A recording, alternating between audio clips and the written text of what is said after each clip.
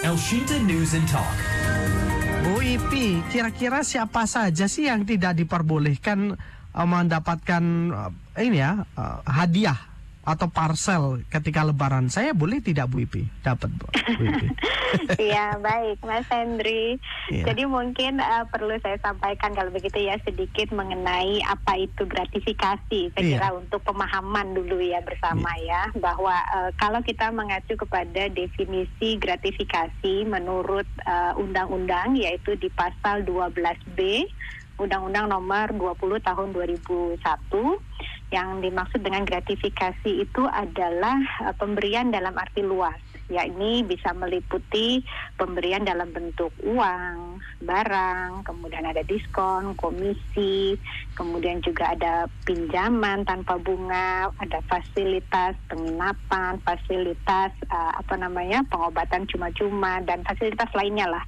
Semua pemberian tersebut itu baik yang diberikan secara langsung maupun menggunakan sarana elektronik ataupun tidak, begitu ya, baik di dalam negeri maupun di luar negeri, itu masuk atau dalam pengertian gratifikasi sebagaimana dijelaskan di dalam undang-undang, begitu ya. Jadi sebenarnya kalau kita merefer kepada penjelasan tersebut atau definisi di undang-undang tersebut, dari penjelasan tersebut kita bisa memahami bahwa sebenarnya gratifikasi ini memiliki makna yang netral ya, Mas Henry. Jadi tidak ada hal yang negatif sebenarnya dari gratifikasi ini. Namun karena sebenarnya gratifikasi itu tidak selalu begitu ya, tidak semuanya itu bertentangan dengan hukum, melainkan hanya gratifikasi yang memenuhi kriteria tertentu di dalam unsur pasal 12B itu yang dapat masuk dalam kategori sebagai gratifikasi yang bertentangan dengan hukum, atau kita bilang dengan gratifikasi ilegal. Nah, kapan itu gratifikasi menjadi sesuatu yang dilarang? Yang pertama, dia adalah ketika penerima gratifikasi itu adalah pegawai negeri atau penyelenggara negara. Alhamdulillah, berarti saya boleh dapat dong. Ya, jadi yang kedua, penerimaan yang berhubungan dengan jabatan dan berlawanan dengan tugas dan kewajiban dari si penerima. Jadi ada dua unsur itu dulu yang harus terpenuhi. Nah, gratifikasi itulah yang disebut di dalam pasal 12B ayat 1 Undang-Undang Tindak Pidana Korupsi sebagai gratifikasi yang dapat dianggap sebagai pemberian suap.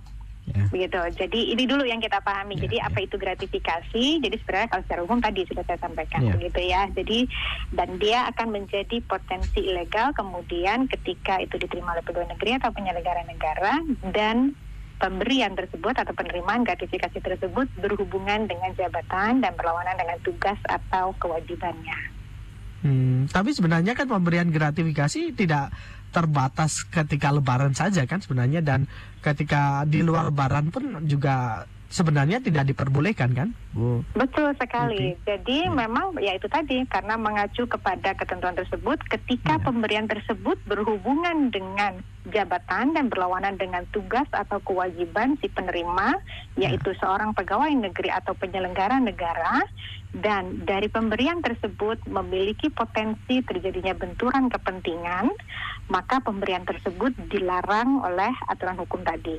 Jadi ini masuk dalam kategori jenis gratifikasi yang harus ditolak oleh setiap pegawai negeri dan penyelenggara negara. Tentu saja tidak hanya pada momen-momen tertentu seperti hari raya atau menjelang hari raya Idul Fitri seperti saat ini atau hari raya lainnya begitu ya, tetapi itu bisa terjadi di sepanjang tahun gitu. Karena ketika pemberian itu memang ada tadi kaitannya dengan jabatan dan berlawanan dengan kewajiban atau tugasnya. Siapa sih, Bu, yang disebut sebagai penyelenggara negara atau ASN yang tidak boleh menerima gratifikasi atau hadiah tersebut, Bu? Apakah pelaksana teknis di lapangan juga sebenarnya tidak diperbolehkan juga, Bu Ipi? Iya, jadi kalau kita bicara mengenai siapa itu penyelenggara negara, ada undang-undangnya di sana, di dalam Undang-Undang Nomor 28 Tahun 1999 tentang penyelenggaraan negara yang bersih dan bebas dari korupsi, kolusi dan nepotisme. Setidaknya ada beberapa yang bisa kita ketahui siapa saja penyelenggara negara di dalam pasal 2 undang-undang tersebut ada disebutkan, yaitu beberapa diantaranya misalnya adalah para pejabat negara pada lembaga tertinggi negara, pejabat negara pada lembaga tinggi negara, kemudian ada menteri, gubernur, hakim, dan kemudian juga ada pejabat negara lainnya sesuai dengan peraturan ketentuan undang-undang, dan pejabat lain yang memiliki fungsi strategis dalam kaitan dengan penyelenggaraan negara. Ini definisi dari atau siapa saja yang masuk dalam kategori penyelenggara negara. Selain itu juga tadi ada pegawai negeri. Siapa pegawai negeri? Pegawai negeri tentu sebagaimana yang disebutkan di dalam Undang-Undang tentang Kepegawaian atau Undang-Undang tentang Aparatur Sipil Negara maupun Undang-Undang tentang KUHP. Di sana juga disebutkan siapa itu pegawai negeri. Nah, selain itu juga kita perlu pahami bahwa selain pegawai negeri sipil yang masuk dalam kategori sebagai pegawai negeri, ada pegawai negeri lainnya yang sebenarnya juga terikat dengan ketentuan ini, yaitu mereka yang termasuk di dalam pegawai pada BUMN dan BUMD. Karena BUMN dan BUMD ataupun instansi dan korporasi yang menerima begitu ya bantuan keuangan dari pemerintah ataupun menggunakan modal dan fasilitas negara itu masuk dalam kategori sebagai pegawai negeri. Sehingga kemudian aturan mengenai pengendalian gratifikasi ini juga kami sampaikan selain kepada pimpinan kementerian, lembaga, pemerintah daerah, juga kepada pimpinan dari BUMN dan BUMD. Nah, kita berharap bahwa kemudian melalui imbauan ataupun surat edaran yang KPK sampaikan kepada pimpinan kementerian dan instansi tersebut, ini kemudian bisa mendorong bagaimana tumbuhnya begitu ya budaya integritas, budaya pengendalian gratifikasi, dan mengatur terkait dengan aturan tentang pengendalian tentang gratifikasi di instansi masing-masing. Ada nominal khusus tidak yang tidak diperbolehkan begitu? Misalkan parsel lebaran hanya senilai 200.000 begitu, diperbolehkan tidak atau ada batasan tidak? Ya, jadi sekali lagi kalau kita berbicara mengenai gratifikasi yang masuk dalam kategori yang dilarang, maka sebenarnya tidak ada batasan nilainya. Artinya selama pemberian tersebut memang ada kaitannya dengan jabatan dan berlawanan dengan kewajiban atau tugasnya, dan itu memiliki potensi benturan kepentingan dari si penerima, maka itu sebenarnya masuk dalam kategori gratifikasi yang harusnya ditolak. Begitu. Namun demikian ada beberapa aturan pelaksana yang kami terbitkan. Ini bisa menjadi satu panduan begitu ya, karena gratifikasi itu juga memiliki ada dua macam begitu ya, yang kita sebut dengan gratifikasi legal atau gratifikasi yang wajib lapor dan yang tidak wajib lapor begitu. Dan apa yang wajib lapor tentu tadi yang berhubungan dengan jabatan dan berlawanan dengan tugas dan kewajiban, karena ini termasuk dalam kategori gratifikasi yang ilegal yang memiliki potensi benturan kepentingan sehingga kemudian harus ditolak. Tetapi jika karena kondisi tertentu sulit atau tidak dapat menolak pemberian tersebut, maka dalam waktu 30 hari kerja sejak tanggal penerimaan gratifikasi itu wajib untuk dilaporkan kepada KPK. Yang kedua, ada gratifikasi yang tidak wajib untuk dilaporkan. Apa itu? Jadi selama pemberian tersebut berlaku umum dan tidak memiliki konflik kepentingan, itu maka pemberian tersebut dapat tidak dilaporkan kepada KPK.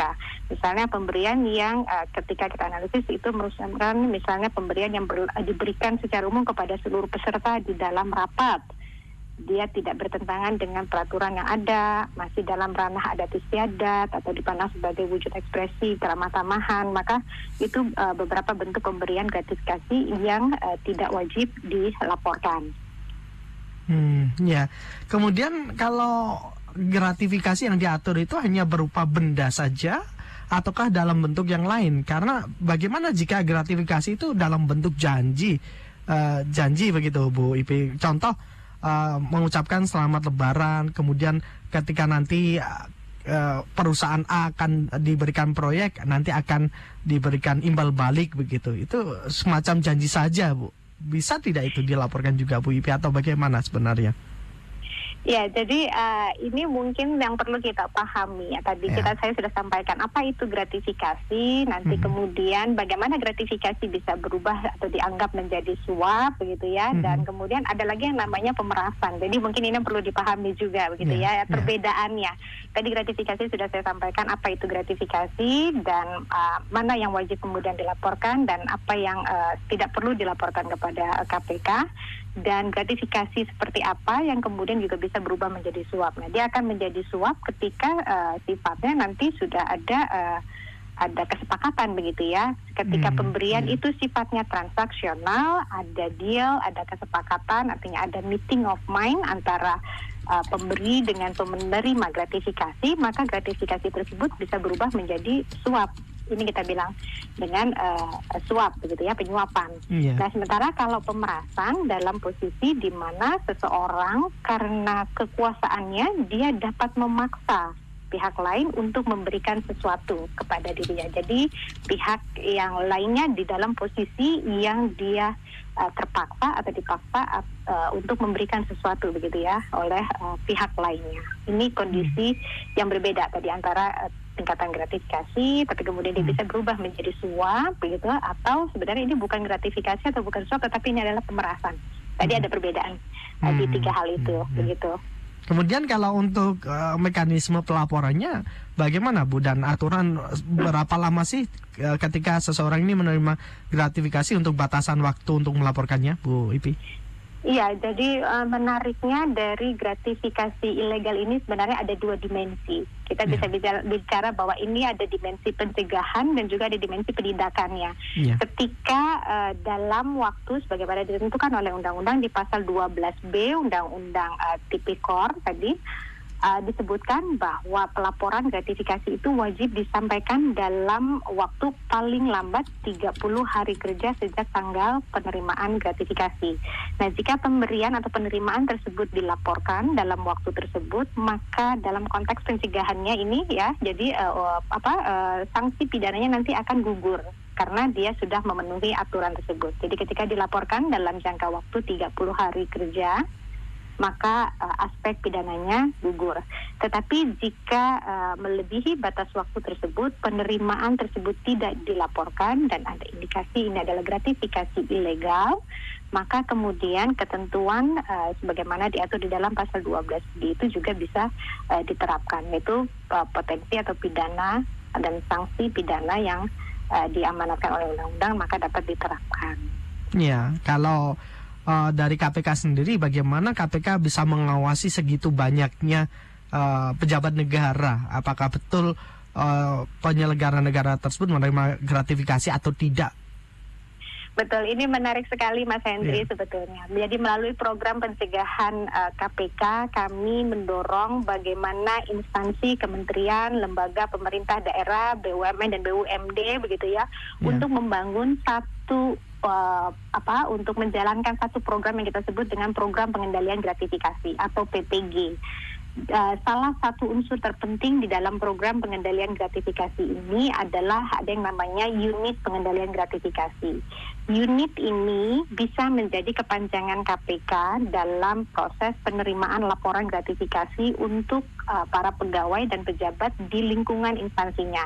Lalu kemudian UPG akan meneruskan laporan tersebut kepada KPK untuk diproses lebih lanjut. Jadi ini salah satu sebetulnya bagaimana upaya KPK untuk mendorong kesadaran dari para pejabat dan pegawai negeri untuk kemudian melaporkan penerimaan yang memiliki potensi benturan kepentingan karena dia berhubungan dengan jabatan dan berlawanan dengan kewajiban atau tugasnya untuk dilaporkan begitu. Jadi kami berharap kemudian melalui program pengendalian gratifikasi ini maka upaya kita untuk mendorong misalnya bagaimana instansi terutama misalnya dalam bidang layanan publik bisa mendorong peningkatan kualitas pemberian layanan publik tanpa ada unsur gratifikasi di sana misalnya. Ini yang tujuan yang ingin kita dorong melalui pengendalian gratifikasi. Ya, baik. Terakhir Bu Ipi, imbauan yang disampaikan kepada para penyelenggara negara di momen Ramadan dan menjelang Idul Fitri nanti, Bu Ipi. Baik, jadi kami sudah menerbitkan surat edaran Mas Hendri nomor 9 tahun 2022 di tanggal 11 April 2022 kemarin. Edaran ini biasanya memang setiap tahun kami keluarkan untuk kami selalu mengingatkan dan mengimbau begitu ya kepada pimpinan kementerian, lembaga pemerintah daerah, BUMN, BUMD untuk bisa mengimbau atau untuk bisa juga kemudian menerbitkan edaran ataupun peraturan internal untuk terus mengingatkan kepada pegawai di lingkungan instansinya untuk melaporkan penerimaan gratifikasi. Tadi saya sampaikan bahwa ini upaya KPK untuk meningkatkan atau mendorong pembangunan integritas di dalam instansi masing-masing melalui pengendalian gratifikasi. Yang ingin saya sampaikan adalah bahwa bukan berarti instansi yang sedikit atau bahkan tanpa laporan gratifikasi itu sebagai instansi yang juga sudah baik gitu ya, karena kita tahu mungkin saja tidak dilaporkan penerimaan itu, atau sebaliknya bukan berarti juga kemudian instansi yang banyak melaporkan penerimaan gratifikasi oleh pegawainya adalah instansi yang korup. Memang imbauan kami yang pertama adalah tolak pemberian gratifikasi yang memiliki potensi tadi berhubungan dengan jabatan dan berlawanan dengan kewajiban atau tugasnya itu sebagai bentuk kepatuhan gitu ya terhadap undang-undang. Dan yang kedua, kalau tidak dapat menolak, jadi karena kondisi tertentu, maka segera laporkan penerimaan gratifikasi. Untuk melaporkan penerimaan gratifikasi, dapat menghubungi KPK melalui tautan gratifikasi.kpk.go.id atau juga bisa menghubungi KPK melalui nomor telepon 198.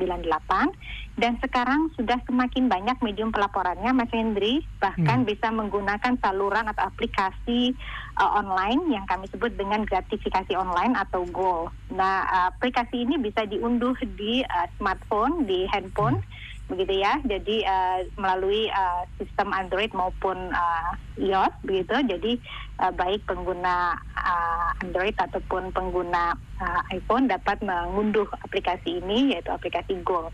Nah, laporan itu bisa disampaikan kepada KPK. Jadi kapan saja, di mana saja selama terhubung dengan internet bisa menyampaikan laporan gratifikasi. Jadi saya kira sudah sangat dimudahkan begitu ya. Kalau ada masih masyarakat atau pegawai negeri dan penyelenggara negara dalam hal ini memiliki kendala atau hambatan psikologis untuk menyampaikan laporannya secara langsung kepada KPK, dapat melakukan pelaporannya tadi melalui unit pengelola gratifikasi di instansi masing-masing atau secara langsung melalui aplikasi GOL dari gawai atau dari telepon pintarnya masing-masing. Demikian Bu Ipi, Mas Hendri. terima kasih banyak Bu Ipi ya, sehat selalu dan selamat menunaikan ibadah puasa dan selamat berlebaran juga Bu Ipi.